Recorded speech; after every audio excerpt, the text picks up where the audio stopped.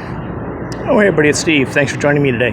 Hey, real quick, just want to do a quick update video on the trailer. I haven't done one in a long time, but I've got the trailer listed to sell right now.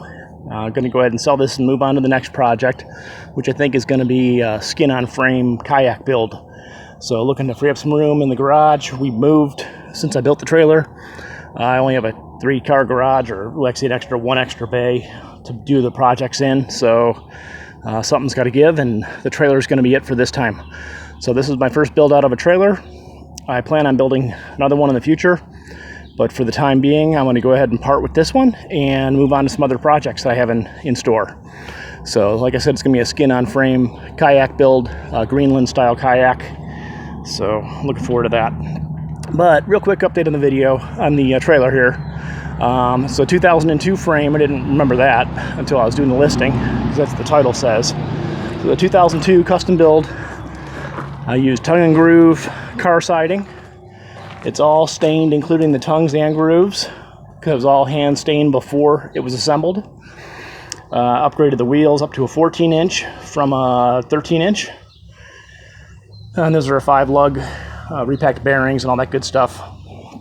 Did the frame, stripped it down to the bare frame, and wire wheeled it and used the Rust-Oleum industrial brush on roll-on coating. It was not sprayed, it was actually hand applied.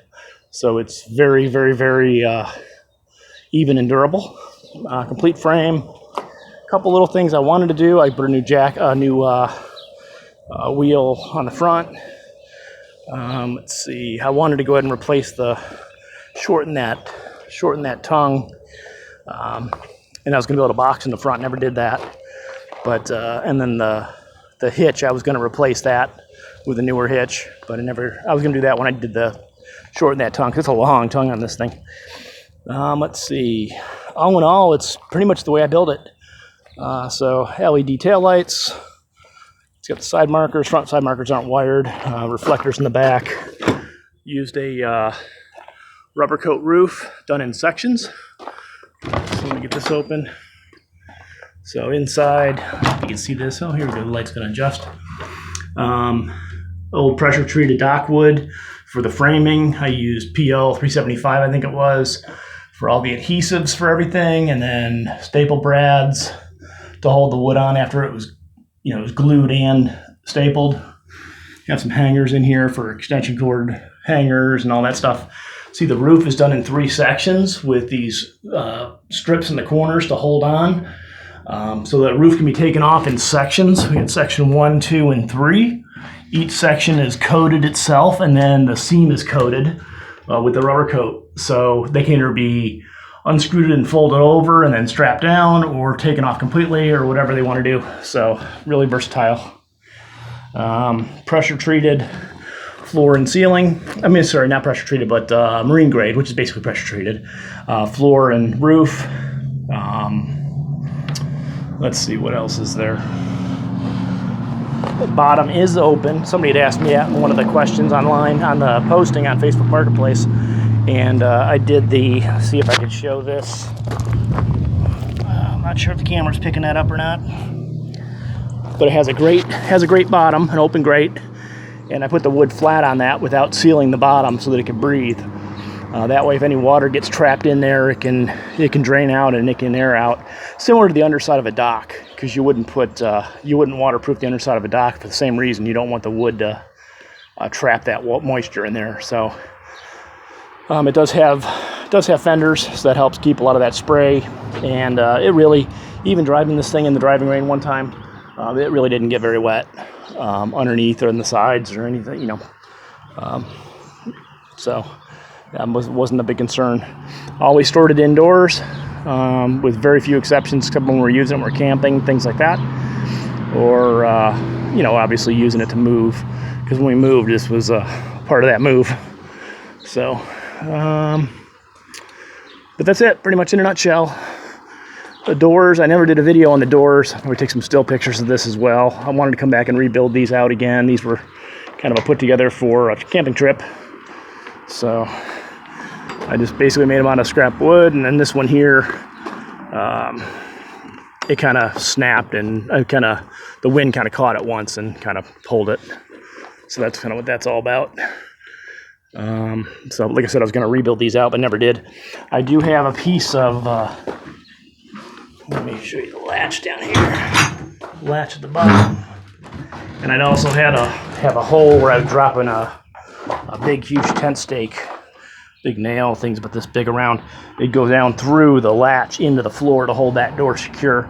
I also have this piece of plywood here. Actually, it's T4T siding, I think it is. That is actually custom fit to fit inside the back rails on the inside. Then I kind of use that as a back guard. So if anything was to shift, you've got that solid piece going against the frame. And you see it's tapered. I don't know if you can see that in the corner there. Let me get out of the shadow. You see it tapers down. And that's so you can lock it in. It slides down. It holds up real tight. And obviously I have it labeled top back so you know which side's which. It does have a spare tire. That's a spare tire that came with the trailer. It's the wrong size. But hey, 12-inch tire as opposed to no spare tire is a great thing. All the hardware, the screws that hold down both the rails to the frame, which part of this frame is actually stainless. Part of this cage inside, looks like they added that on. Look at some of the other videos, you can see that when I had the frame ground down.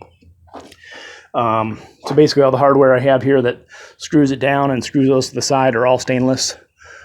So didn't want to have any corrosion or rust going on there. Let's see, hinges. These are actually garage door panel bolts. So that's what's holding those together, and then I trimmed them out on the outsides. So it's like triple coated stained, I think, something like that, with a basically a deck stain, and being vertical, that's not an issue. Basically, I haven't had to do any maintenance on it. You see a little bit of wind flap here. This is all tar back rubber coat. Let's jump up here and show that. And then this is all original. So even the wind probably have, I don't know, maybe 400, 500 miles on it so far.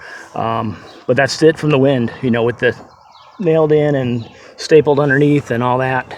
That's as much movement as that's had going highway speeds all the way down to Tennessee from northern Indiana. So it's been around the state parks in Indiana. It's been state parks in Ohio, over in Hocking Hills. It's been down in Tennessee. So it's made some rounds doing some camping. So, but it's been a great trailer. It served its purpose. It was a good experiment, a good learning opportunity. I'd do it again. A few things I'd do a little bit differently, knowing what I know now. But that's like with anything in life that comes with experience. So, okay, that's all I've got. The guy's going to be here in a little bit that wants to look at it. So there we go. Any questions, comments, or suggestions, please leave them below. I'll also have a blog post about this over on EnjoyTimeOutdoors.com. A long overdue update video.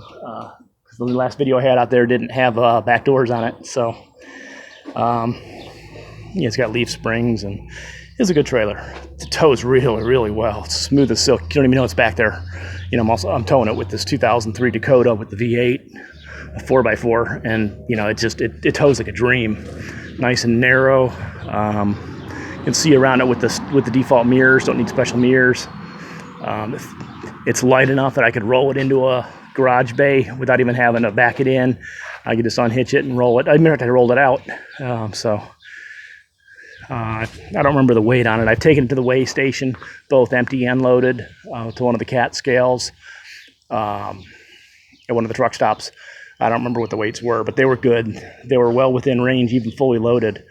And that's with a 4-room tent and refrigerator and you name it, microwave, full kitchen setup, full mess kitchen, full camp setup, tarps and floor mats and air mattresses and all types of stuff. So camping chairs, all that. So like I said, that's all I've got. Thanks for watching. I appreciate it. If you're interested, please subscribe. It would really help a lot. Or throw a thumbs up. Appreciate it. Take care. Bye.